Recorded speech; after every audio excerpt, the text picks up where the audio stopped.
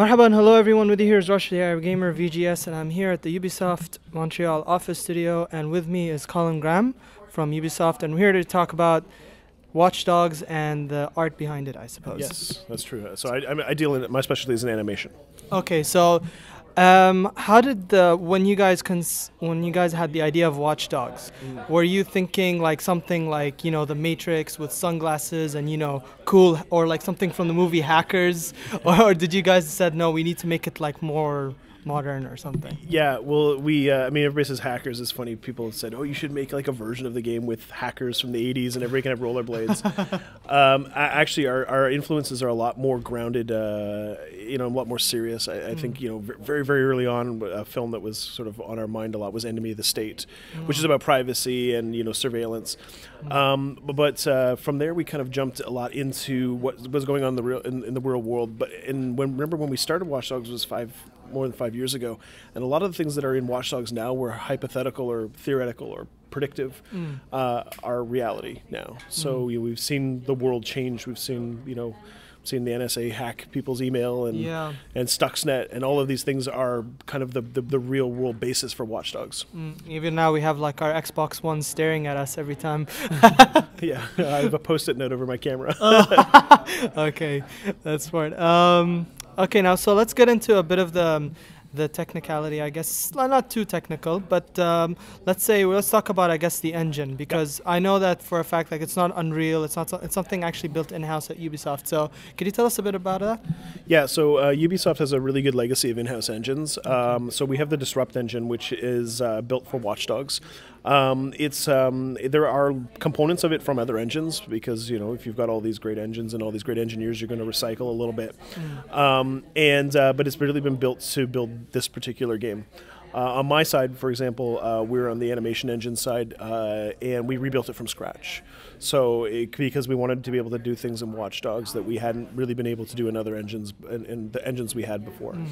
So although, you know, for a lot of people the game looks like it borrows a lot from Splinter Cell and Assassin's Creed, actually everything in it is custom built, the engine and the animation for it as well.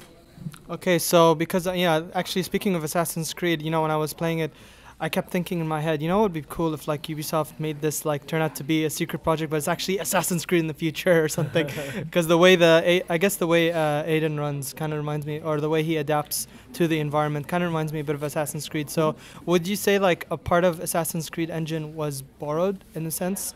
And to make Watch Dogs? Well, I mean, at a very low level, some of the components of code can be transferred across, but it's built in the Anvil engine, so it's quite a bit different in its architecture. So we have to sort of, you can bring over lines of code or concepts, but they have to be recoded from the scratch. It's very hard to sort of port one game into another engine directly. The needs of the game are so specific that, and the way that we wanted all the animation to branch together, for example, that we really, you know, at some point you kind of diverge completely from some of the components you started with. But when you have the same engineers, they've already been through it once before, so they can always think about what they can do better, how they can make it better, leaner, more efficient. And it's also built for the next gen as well too. So we have a lot more bandwidth for animation, well, for all art, but specifically for animation. Yeah. Speaking of which, I've actually managed to try the game on the PS4, and I was quite impressed with the how should I say, the fluidity of the animation. Like, you know, like usually when you're playing an open world game, like, I don't know, I don't want to say names, but let's say you're playing an open world generic open world city game, you always see people walking on the streets, and it's like, there's kind of like static objects, you know, they're like, you can tell they're NPCs, you know, but here I felt like some of them are sitting, they're having coffee, some of them they're talking about their daily life, and the way they interact with each other feels very natural. So how did you like come about with that? Like, I'd imagine that giving specific AI behaviors to do their kind of like daily life was sort of maybe a challenge. So how could you tell us about that? We can split it into two separate components. The first is that people have to have reactions to the things that you do. Okay. And so we had to build a very deep reaction system, because the way they react to a traffic accident versus gunshots, to something exploding, steam pipes exploding under the street, all of this sort of layered reaction has to be a little bit different. And even people can recognize you as Aiden Pierce, as the vigilante on the street, and react in that layer too. So it's a big snowball effect. You do one reaction, and then you realize you need to do a whole bunch of other reactions to support that and support that. So the game is massive in that context. For the interaction between characters on the street, between citizens on the street, there's no real shortcut to that. We have a bunch of really good actors who do a motion capture, and they create these like very lifelike scenarios, and we just plug that in everywhere in the city. And this is something you can do you can really leverage on the next gen consoles, because we have a lot more memory to work with on the next gen consoles. So typically our civilian system is about a third of our animation budget, and that's usually not the case. So it's as big as Aiden's investment, and it's as big as the AI enemy investment. It's huge. It's like, I don't think anybody's really doing it to the scale we're doing it. Okay, that's very interesting. Now I realize that as we progress, we move over to the next generation, you're given more memory, but that also poses a challenge for last gen hardware, because you kind of have to like take this beautiful piece of art and you kind of have to like, I don't know, dumb it down, I guess. So would there be sacrifices made to like animations and certain things for like PS3 Wii U versions? Oh, absolutely. The difference in memory is quite significant, and this is why people want next gen consoles. So what we did is we built the game really for the next gen, and we figured out how to sort of scale it back. So there's we use tricks like we compress the animation further. We remove certain varieties in animations, so there aren't maybe as many people on the Xbox version or the PS3 version of the game. So there's just less people on the street, right? Because you only have a certain amount of hardware to play with. So you don't need the same amount of diversity or variety in that aspect. You want your current gen version. We want our current gen version to be consistent with the best current gen versions that are out there today. The game is pretty much identical on both platforms. So the levels are the same, the layout of the levels is the same, the AI, what the AI can do is all the same. All the animations of Aiden are the same animations are on both platforms. Right? But we've had to really be aggressive with things like compression, but it's consistent. Like, it looks consistent to the console that it's on. Yeah, I mean, obviously there's going to be a frame rate difference, and obviously difference in maybe resolution. But do you think that they'll notice anything in terms of different animations or something? No. Okay. No. For the gameplay ingredients, all the animations are exactly the same.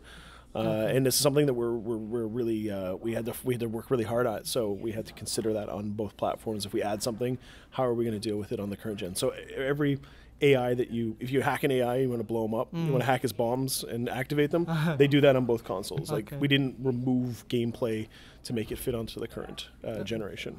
Okay, now moving on to something that's different than next gen, I guess I would say PC. Yep. So now we know that while next gen systems are really powerful, PC practically has no limits in terms of future hardware that keeps building up upon it. Now would Watch Dogs be taking anything like taking advantage of anything like NVIDIA's technology of like crazy AI, or like more people on the streets or something like that? We have some partnership with NVIDIA. I don't know this explicitly the details as they stand today, but we support like 4K and basically all of the sort of the stuff that the NVIDIA chipset supports. We'll be fully supporting that on PC.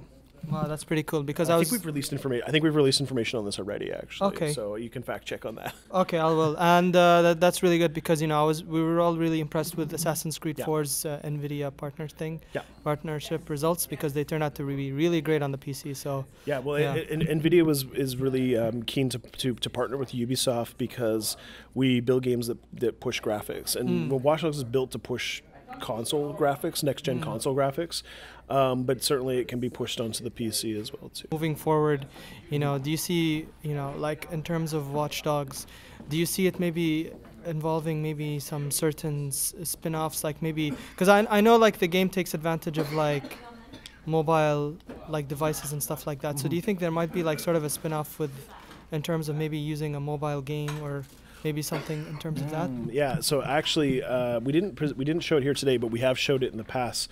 So we have the seamless multiplayer, right, which is a way of sort of like blending the just dropping right from your single player game into a multiplayer experience, which you played today. Yeah. But we also have the CTOS mobile app, and that's basically on your tablet, on your Android or tablet, or Android or iOS phone or tablet.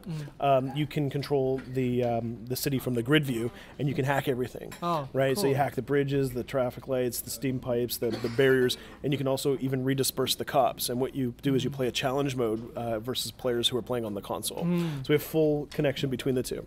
And so one person is the CTOS city operator trying to track down, and you're driving. So if you're playing on the console, it's just like it's the same city that you know, everything is the same, and you just accept the challenge. And then somebody on there, and you're gonna try to win skill points. You're gonna try to win ranking. That sounds pretty crazy. I mean, I can't wait to try that. So that's it. And don't forget to like, favorite, subscribe. With you was Rush the Arab Gamer and Mr. Sorry, what was your name? Colin Graham. Say that again. Do it again. Take that again. Colin Graham. Okay, there you go. I remembered your name now. Okay, thank you very much. Take care and see you later, guys.